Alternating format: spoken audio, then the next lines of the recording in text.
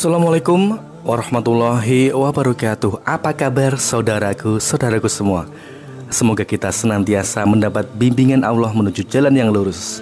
Sebagian orang beranggapan bahwa tasawuf yang mengajarkan seseorang untuk bersikap zuhud sebagai sumber dari kemunduran Islam, terutama secara ekonomi.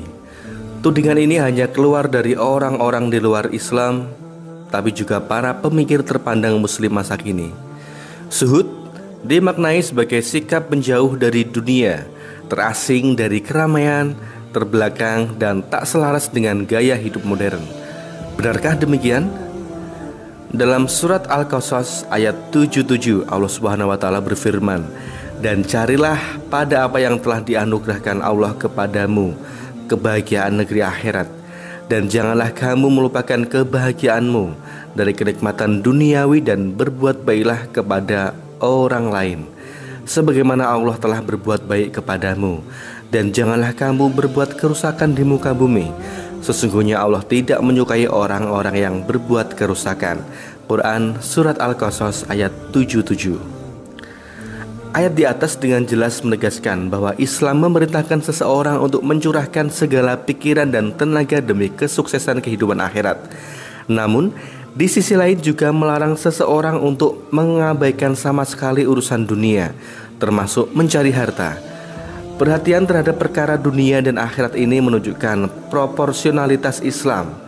Ia tak menekan pemeluknya hanya memperdulikan akhirat sehingga kehidupan duniawi mereka terpuruk, juga tak menganjurkan mereka melulu terfokus pada dunia yang fana sehingga kehilangan tujuan hakiki sebagai seorang hamba. Penilaian bahwa zuhud adalah sumber kemiskinan dan keterbelakangan sesungguhnya terletak pada cara memaknai istilah zuhud itu sendiri. Zuhud dalam pengertian yang sebenarnya adalah bukan anjuran untuk lepas dari aktivitas duniawi, karena zuhud memang berurusan dengan hati. Zuhud bukan berarti meninggalkan pekerjaan dan usaha mencari harta, karena zuhud lebih fokus pada bagaimana sikap batin kita terhadap harta. Islam adalah agama fitrah. Artinya segenap ketentuannya tak akan mengingkari sifat alami manusia. Islam memahami karakter dasar manusia yang membutuhkan harta. Karenanya dihalalkan bagi mereka bekerja dan mencari harta. Islam tidak melarang seseorang hamba untuk menjadi orang yang kaya asalkan diraih dengan cara yang benar. Rasulullah sendiri adalah saudagar yang sukses. Para sahabat di zaman beliau juga tak sedikit yang berlimpah harta. Dengan harta, umat Islam justru lebih mudah untuk bersedekah kepada saudaranya. Dengan kekayaan, umat Islam juga cenderung lebih gampang mengatasi permasalahan dunianya. Bekerja merupakan kegiatan penting untuk menunjang keberlangsungan hidup manusia. Dengan wasilah bekerja, aneka kebutuhan hidup manusia dapat terpenuhi dan siklus kehidupan pun bisa berjalan dengan normal. Selain itu, bekerja pun bisa bernilai ibadah jika memiliki tujuan atau niat yang baik, misalnya untuk menafkahi keluarga. Islam tidak melarang umatnya untuk bekerja, adapun yang dilarang adalah hubud dunia atau mencintai dunia.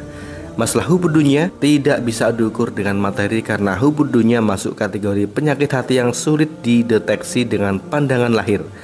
Hubud dunia atau cinta dunia merupakan salah satu penyakit hati. Selama ini, hubud dunia selalu diidentikan dengan orang yang kaya, sementara orang yang miskin dianggap tidak terkena penyakit ini. Karena sifatnya penyakit ini, maka sifat ini bisa menghinggapi siapa saja, baik orang kaya maupun orang yang miskin. Kisah Syekh Abu Hasan As-Sadili, salah satu waliullah yang memiliki harta banyak tetapi tidak cinta dunia. Hartanya digunakan untuk jalan Allah. Hasan Al-Sadili merupakan ulama yang lahir di Tunisia dan meninggal di Mesir. Ia memiliki murid sekitar 6.000 yang semuanya ditanggung kebutuhan hidupnya. Gaya hidup Syekh Hasan As-Sadili juga sangat mewah untuk ukuran waktu itu. Ia selalu berganti pakaian baru setiap hari, memakai minyak wangi mahal dan mengendarai kereta yang ditarik 2 ekor kuda besar. Suatu hari, ada santri dari Tunisia yang akan bersilaturahmi dengannya. Setelah menempuh perjalanan jauh, sampailah di Mesir dan terkejutlah ia ketika melihat rumah Syekh Hasan yang besar dan gaya hidupnya yang mewah. Pembantunya saja ada 16 orang. Tidak sesuai dengan gambarannya sebagai seorang wali yang menjalani hidup sederhana apa adanya. Wali kok hidupnya mewah banget? Nah, begitulah pikirannya dalam hati. Akhirnya Tujuannya untuk bertemu dengan Syekh Hasan As-Sadili tercapai. Dalam dialog, Syekh Hasan berpesan kepadanya, "Sampaikan kepada gurumu sampai kapan hubud dunia terus." Ia terkejut dengan perkataan tersebut karena gurunya tidak memiliki harta sama sekali. Bantal saja tidak punya, sementara Syekh Hasan bergaya hidup mewah. Akhirnya, setelah hajatnya untuk bertemu dengan ulama besar tersebut terpenuhi, ia kembali ke Tunisia. Sesampai di rumah, ia ditanya oleh gurunya, ada pesan apa dari Syekh Hasan kepadanya. Pertama, si santri tidak mengaku, tetapi setelah didesak terus disampaikan pesan yang dikatakan oleh Syekh Hasan tersebut sampai kapan gurunya hubud dunia. Mendengar pesan tersebut, gurunya langsung menangis. Benar apa yang dikatakan Syekh Hasan As-Sadili.